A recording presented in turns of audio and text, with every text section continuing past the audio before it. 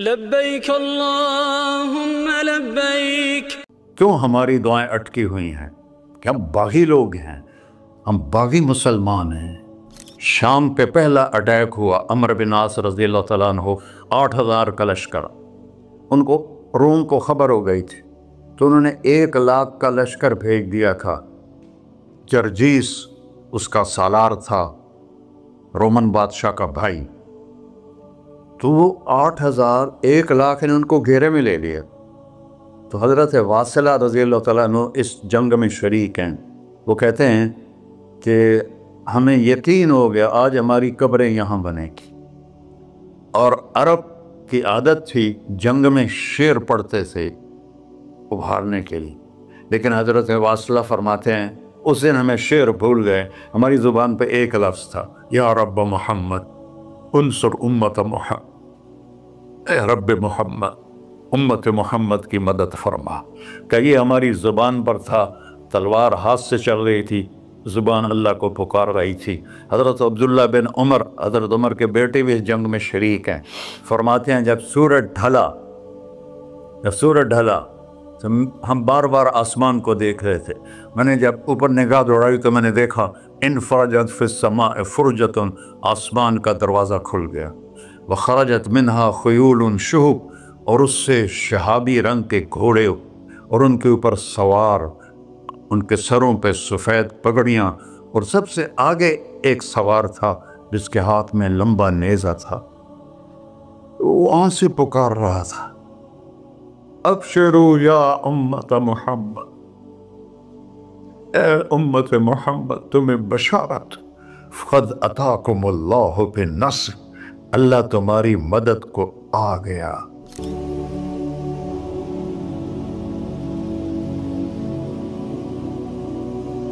یا ابا سفیان جئتکم بکرامت الدنیا والآخرہ، ابو سفیان دنیا اور آخرت کی عزت چاہیے تو میرے پیچھے چلنا پڑے گا، اس کے علاوہ کوئی راستہ نہیں ہے، کوئی راستہ نہیں ہے، کوئی راستہ نہیں۔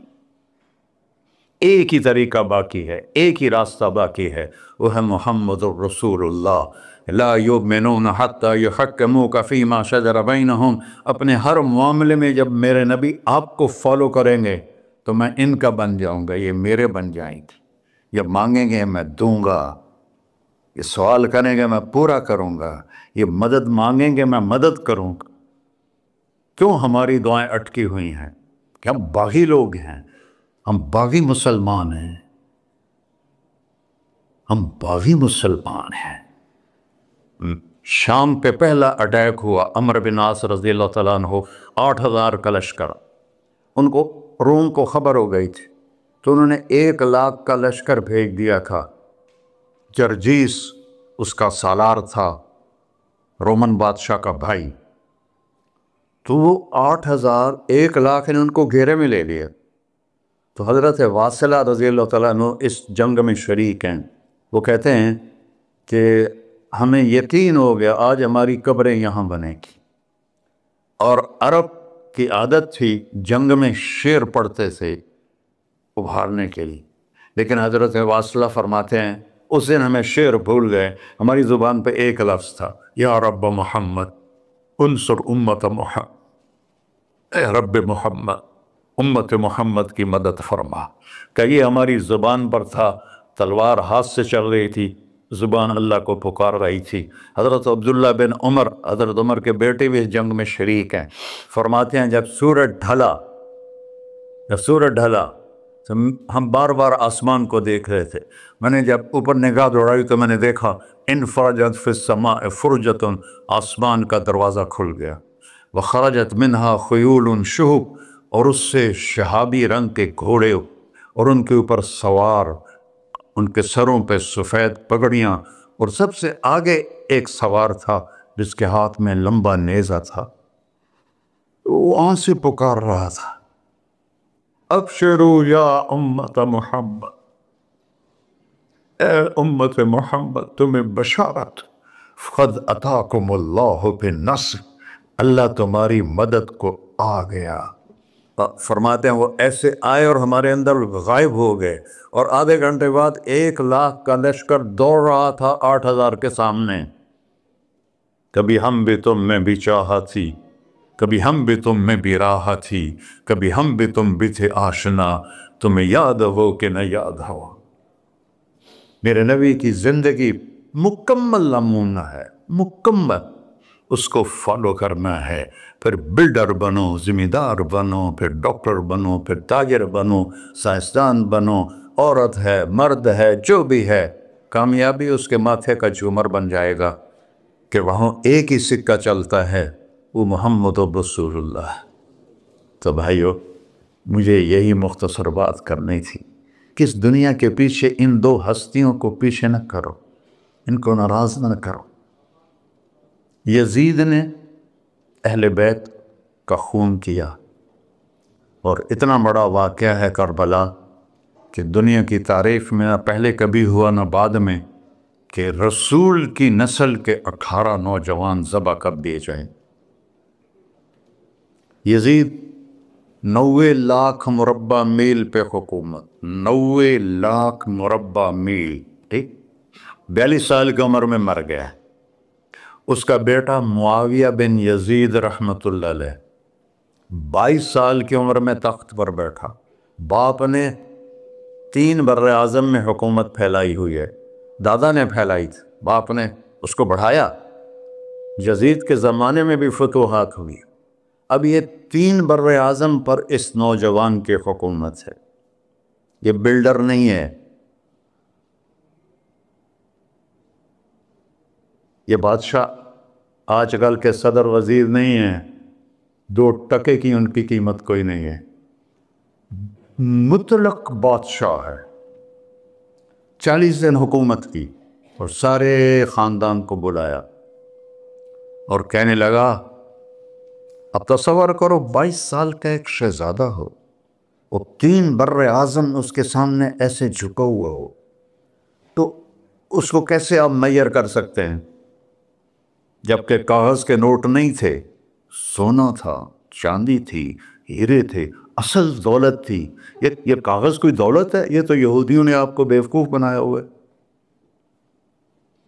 انہیں سب کو اکٹھا کیا، اس نے ایک چھوٹا سا خطبہ دیا، کہنے لگا، کانا ابی جبارن، میرا باپ ظالم تھا، اس نے اہل بیت کا خون کیا، اور جس تخت کے نیچے اہل بیت کا خون ہو میں اس پہ لعنت بھیجتا ہوں، یہ ہے تمہاری سلطنت، جس کو چاہو دے دو، میں بری ہوں۔ 3 بر اعظم کی حکومت اللہ رسول پہ قربان کر کے گھر بیٹھ گیا، اور آج اس کو کس عزت کے ساتھ میں سنا رہا ہوں۔ اس کے باپ کو بولتے ہوئے میرا لہجہ کیسا تھا، اور اس کے بیٹے کو بولتے ہوئے میرا لہجہ کیسا ہے۔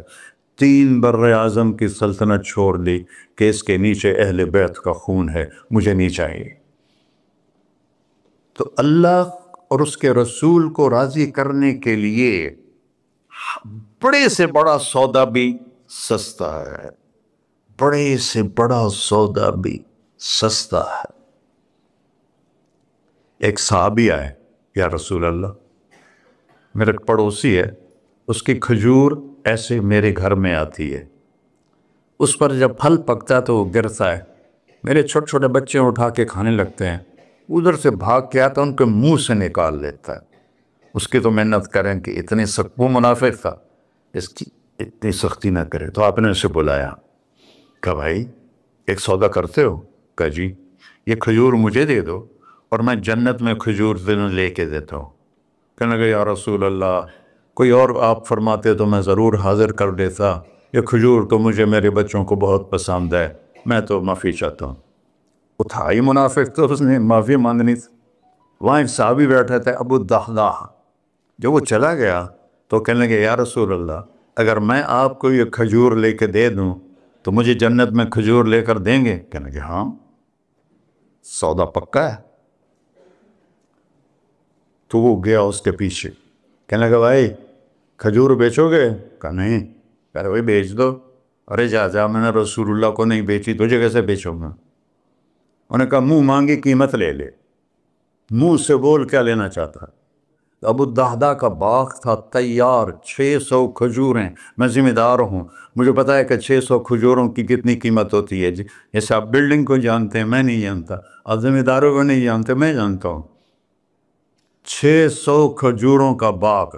تو اس نے اس کو لاجواب کرنے کے لیے کہا اپنا باغ دے دے، کھجور لے لے.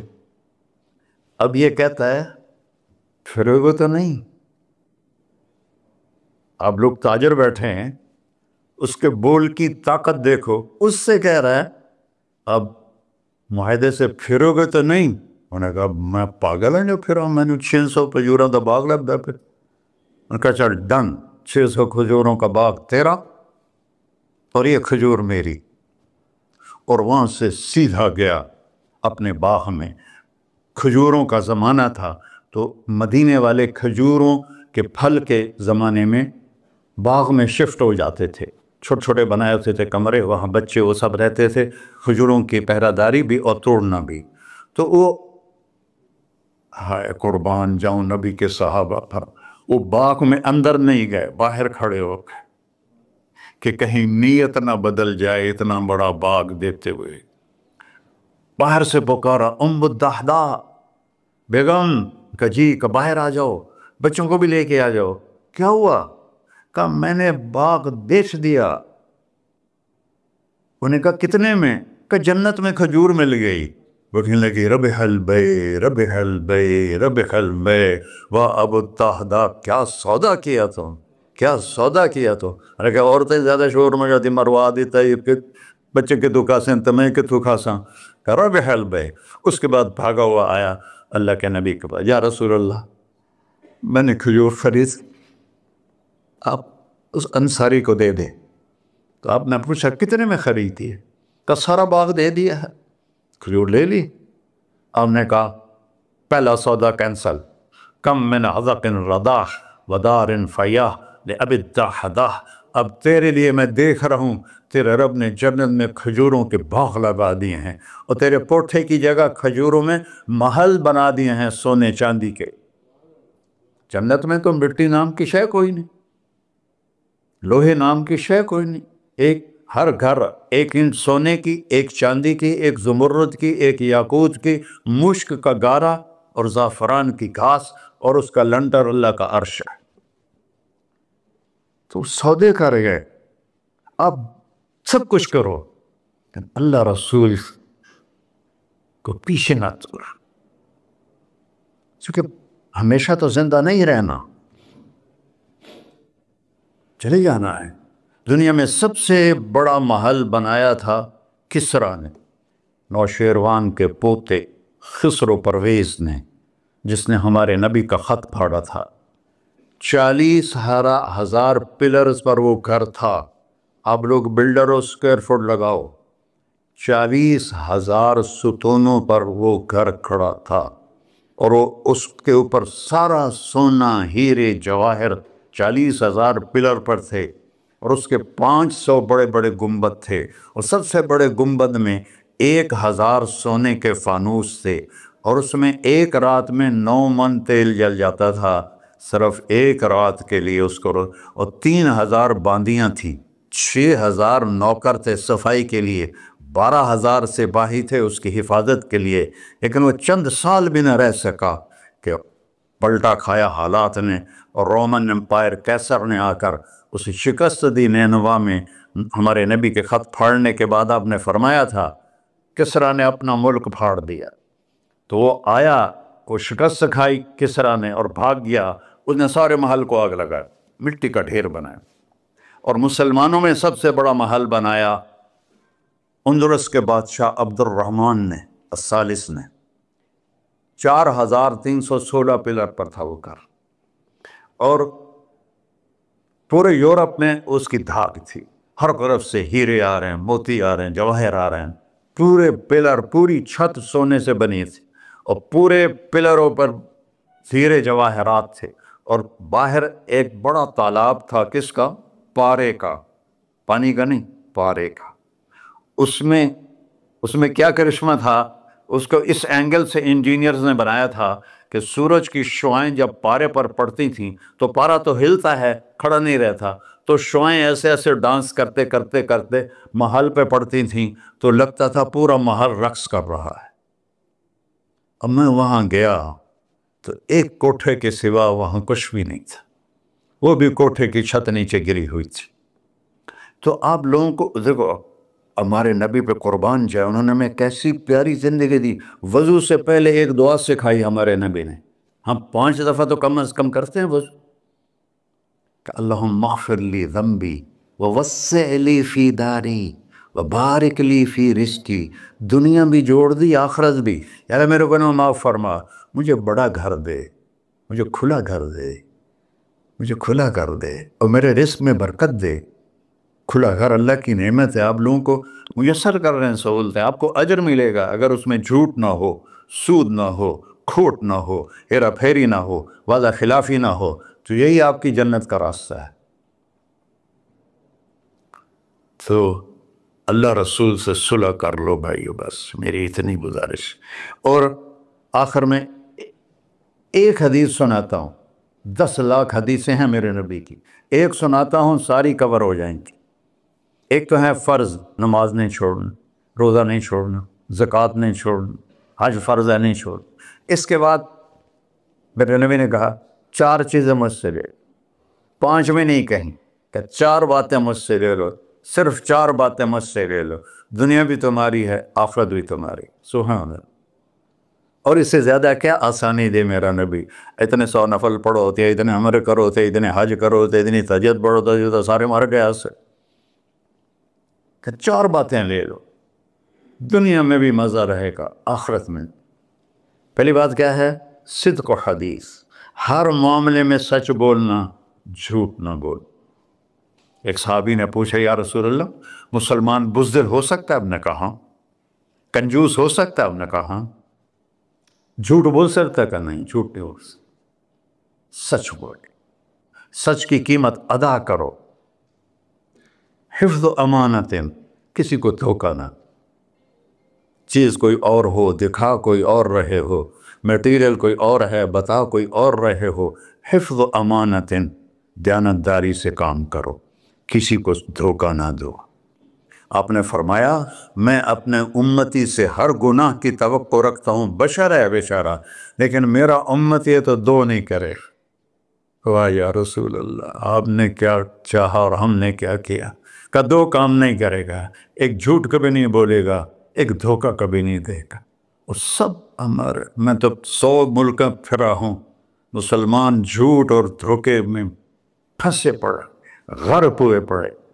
چاہے عربی ہیں، چاہے غیر عربی ہیں، مالدار ہیں، فقیر ہیں، اس گندگی میں سب ڈوبے ہوئے. تو صدق و حدیث، سچ بولو. حفظ و امانت، دھوکہ نہیں دیا. تیسری کیا ہے؟ حسن خلیقت، اخلاق اچھے کر. اخلاق اچھے کر. اور اخلاق اچھے کرنے کے لیے ایک کام کر لی، اس کو تالا لگا، صرف ایک کام. اس سے کوئی گالی نہ نکلے، جھوٹ نہ نکلے، غیبت نہ نکلے، طنز نہ نکلے، بے عزت نہ کرو. عام طور پر ہمارے ماحول میں نوکروں کو بہت ڈانٹ ڈپٹ ہوتی ہے، اس کو قابو میں رکھو. سوچو اسی جگہ میں ہوتا نوکر تو میں یہ پسند کرتا. اپنے اخلاق کی چابی ہے زبان کا میٹھا بول، اور خاص طور پر والدین کے ساتھ، اور سب سے زیادہ اہم بیوی کے ساتھ. میرے نبی نے فرمایا بہترین مسلمان وہ ہے جو بیوی سے اچھا سلوک کرتا ہو، کہ وہ ماں، باپ، بہن، بھائی، گھر، سہیلی، ماحول، ثقافت، تہذیب سب کچھ چھوڑ کر ایک بول کے ساتھ آپ کے گھر آ جاتی. آپ کے بچے کا 9 مہینے بوجھ اٹھاتی، اس کو دودھ پلاتی، اس کی چھاتیاں لٹک جاتی ہیں. کبھی آپ کے لیے وہ ناشتہ بنا رہی ہے، کبھی کھانا بنا رہی ہے، کبھی آپ کے کپڑے کا خیال کر رہی ہے، اور آپ ایک چھوٹی سی بات پر اس کی عزت اتار کے پھینک دیتے ہیں. تو میرے نبی نے فرمایا سب سے بہترین مسلمان وہ ہے جو بیوی کے ساتھ حسن سلوک کرتا ہو. پھر آپ نے کہا اور میرا سلوک اپنی بیویوں سے سب سے زیادہ اچھا ہے. اظہار محبت کرو، ماں سے، باپ سے، اولاد سے، بیوی سے.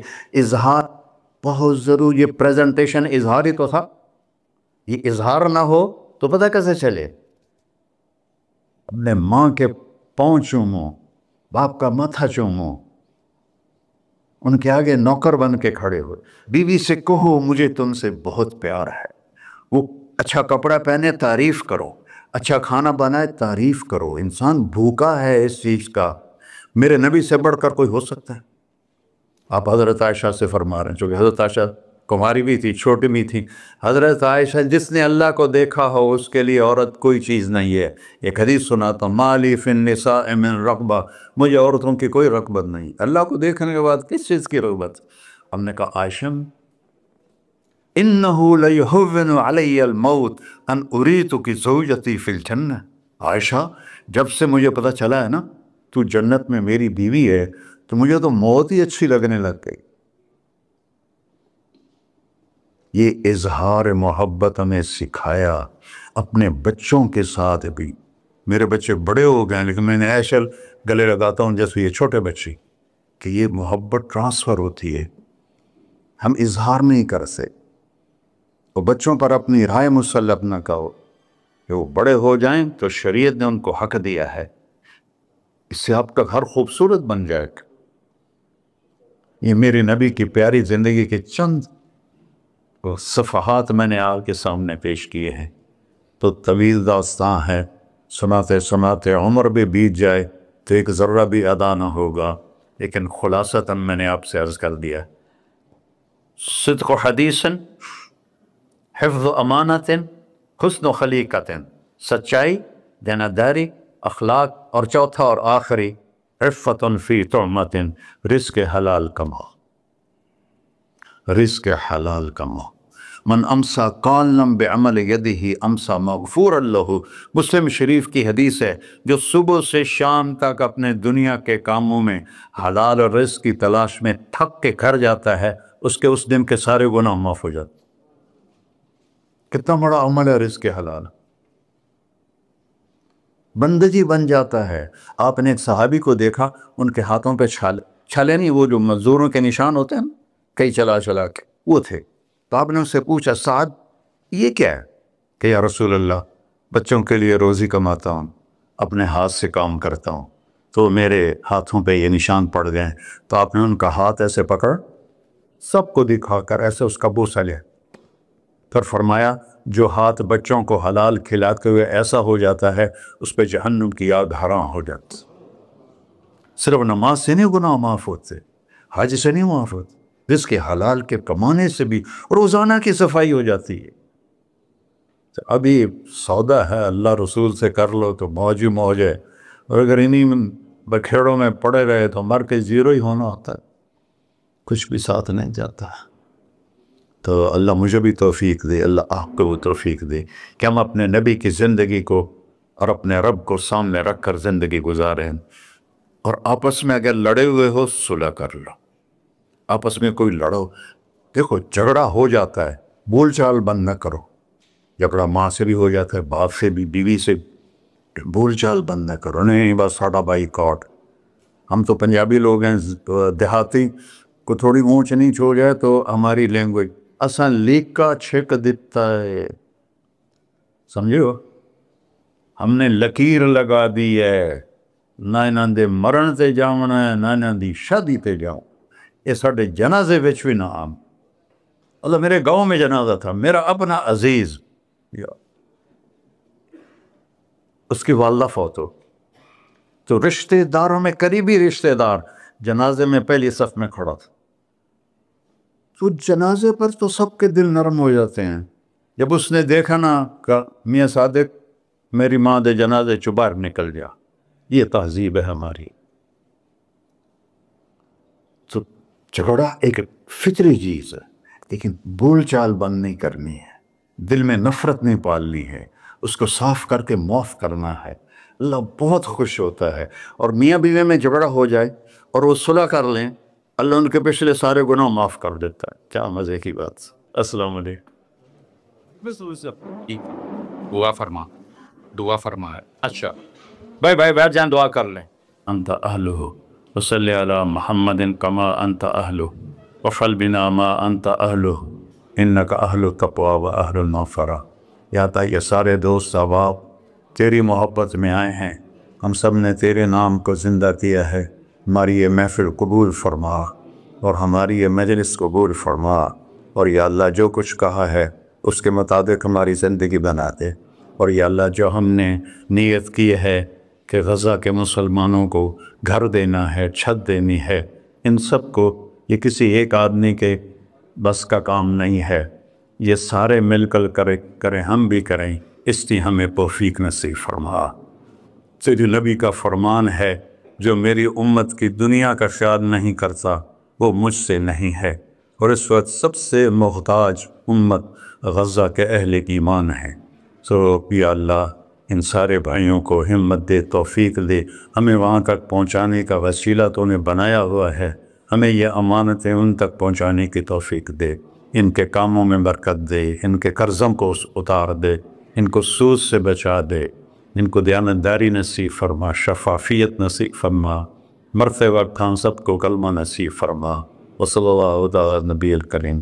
میرے نبی کے پردادا حضرت ہاشم بن عبد مناف کو غزہ میں دفن ہے، اور اس ملک میں عیسیٰ علیہ السلام، موسیٰ علیہ السلام، ہارون علیہ السلام، زکریا علیہ السلام، یحییٰ علیہ السلام، داؤد علیہ السلام، سلیمان علیہ السلام، اتنے نبی اس مٹی میں دفن ہیں۔ تو اللہ کو ہمت دے، کھل کر خرچ کریں، اللہ واپس کرتا ہے۔